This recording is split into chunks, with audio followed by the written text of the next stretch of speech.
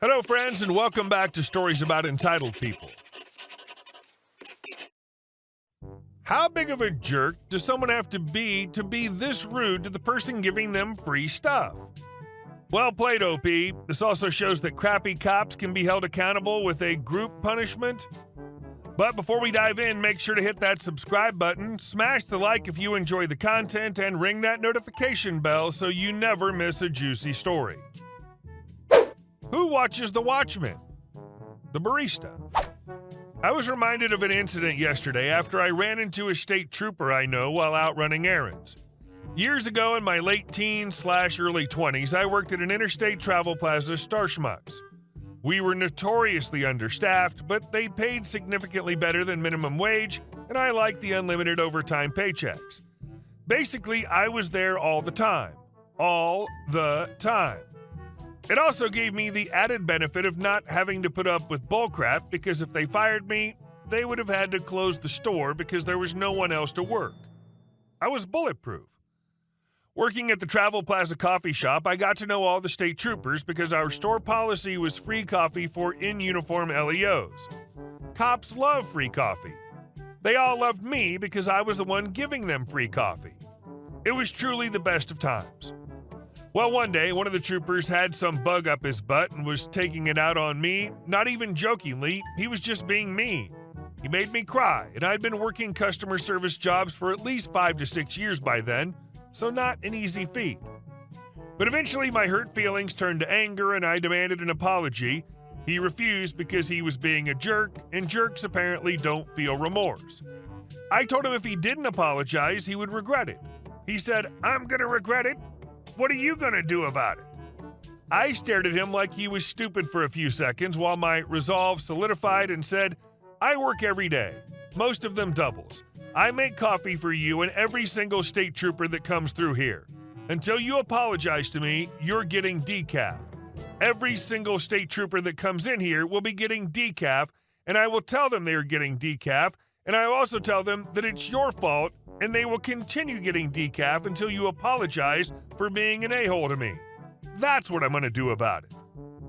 He sort of scoffed like he didn't believe I actually would, but I got pretty stamped in my DNA and had no intentions of letting his bad behavior go unpunished. It took 3 days for me to get that apology, and he looked like a kicked dog the entire time. But he never tried to disrespect me again.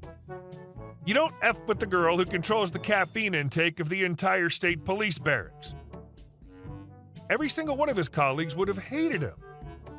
He also can't complain because it's free coffee. Good work. And our second story. Roommate stole from me, so her wallet vanished. Back in college, I had a better credit card than my 3 other roommates, so I put our internet/TV under my name, otherwise the deposit would have been $600. The cable company offered me a $300 Visa gift card upon sign-up.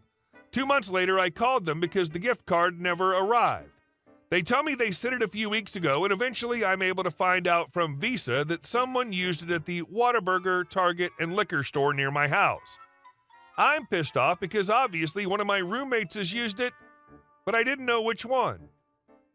A few weeks later, roommate number 2 complains that their $200 birthday gift card to Target had gone missing.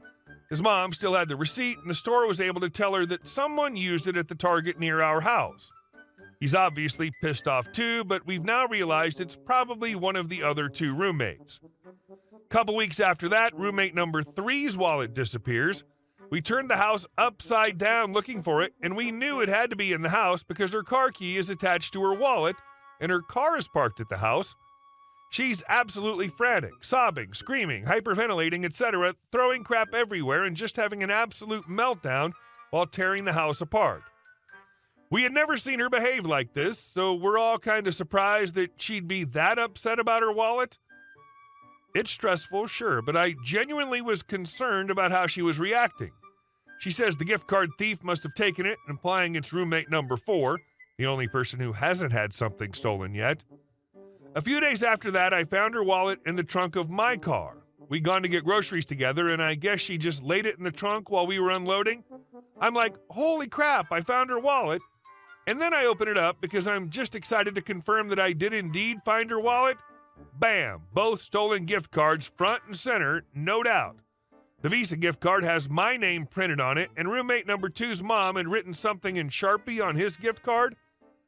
I realized she had a meltdown because she was afraid we'd find out she was the thief. I left the wallet, cash and all, right where it was, pushed up against the inner lip of the trunk so you couldn't see it unless you leaned farther into the car. A locksmith wouldn't make her new keys without the title, and the title was in the glove box of her locked car.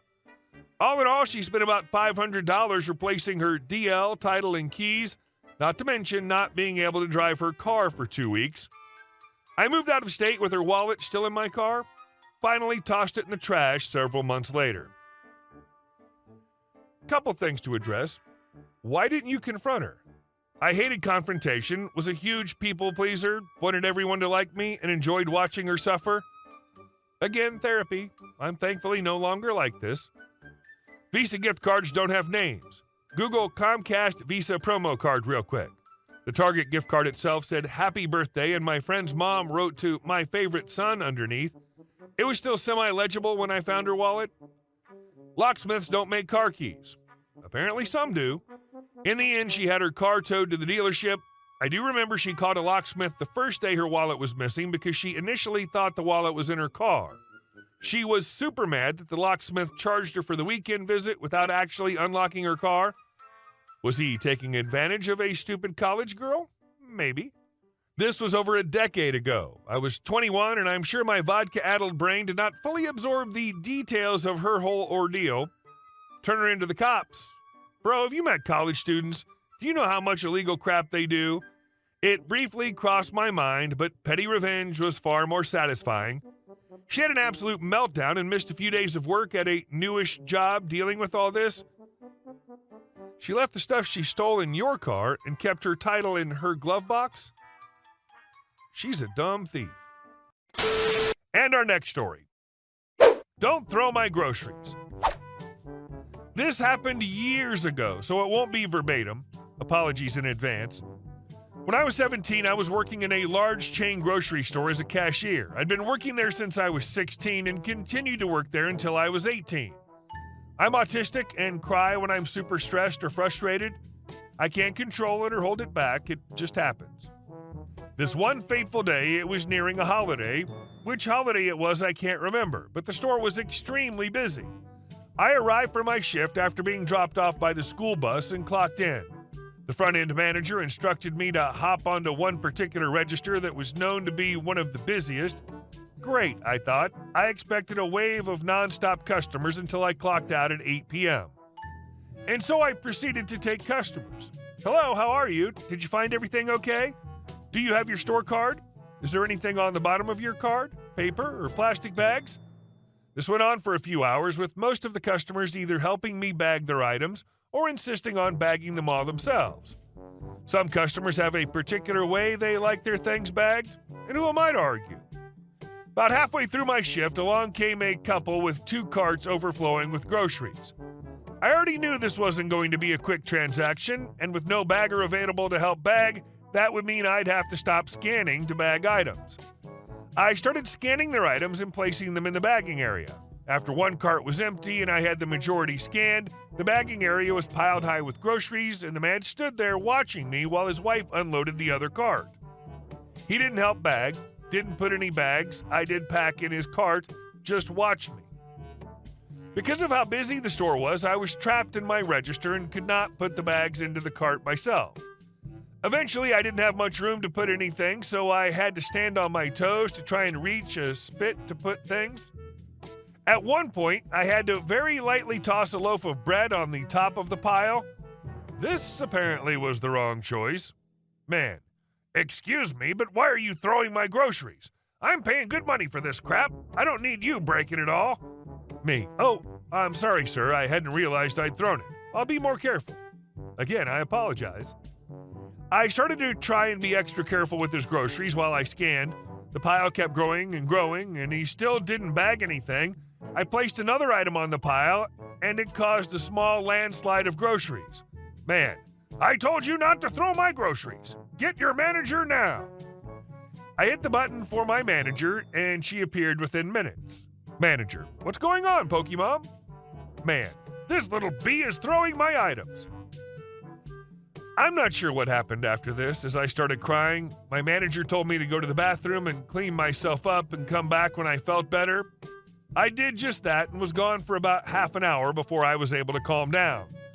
When I came back, the store was magically no longer as busy, and my manager bought me a bottle of water. I'd love to see this guy's reaction to how his groceries are treated before they get put on the shelf. I'm not saying everything gets thrown around, but it's probably not as gentle as he's imagining. And our last story.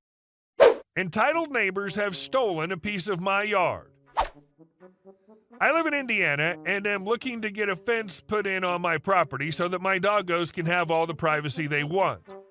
But there's a ratty fence separating my backyard from my neighbor's backyard. I currently don't have a fence of any type, and I believe that my yard started on the other side of that fence. However, there's a strip of land roughly 4 feet wide on the other side of the fence, my yard, that my neighbors believe belongs to them. They cut the grass on this 4-foot strip religiously and generally just act like it's their God-given right to do so. When I cut my grass, including this strip, they watch me and come out the same day and recut that area. Once I was in the process of picking up leaves, left the bag there, because I'm sure it's part of my property, well, they had their son grab the bag and chuck it further into my yard. The bag ripped, and it was a huge mess to clean up. I caught him on camera and have proof of him waltzing over, looking very pissed to do so. Well, I just had a survey done, and as it turns out, this company had previously done the survey of their land as well. So wouldn't you know, not only is that 4-foot strip my property, but my property also extends another couple of feet past that fence into what they claim is their yard. The surveyor was able to show me the map of their property and the information they were given, so they are well aware of their property ends. It's also worth mentioning that I bought the home from a very sweet old lady who would not have noticed or cared that someone built a fence on her yard. Update. I approached them calmly and explained the situation. I showed them the survey map and the clear boundaries of our properties. They were initially defensive and insisted that the fence marked their property line. To ensure everything was clear and legally sound, I reached out to a real estate attorney who confirmed that I had the right to remove the fence. The attorney also provided me with a letter stating my legal rights regarding the property line. With this letter, I informed my neighbors that I intended to remove the fence and install my own. The neighbors were not happy, but they couldn't argue with the legal documentation. I gave them a formal notice of my intention to remove the fence within 30 days. During this time, they tried to negotiate, but I stood firm on the boundaries. Eventually, they agreed to have the fence removed. I hired a professional team to carefully remove the fence and install my new one, ensuring it was well within my property line. The process was smooth, and now my dogs have the secure and private yard they deserve. Plus, I gained a few extra feet of yard space. Hey guys, thank you all for watching the video. I'll see you in the next one.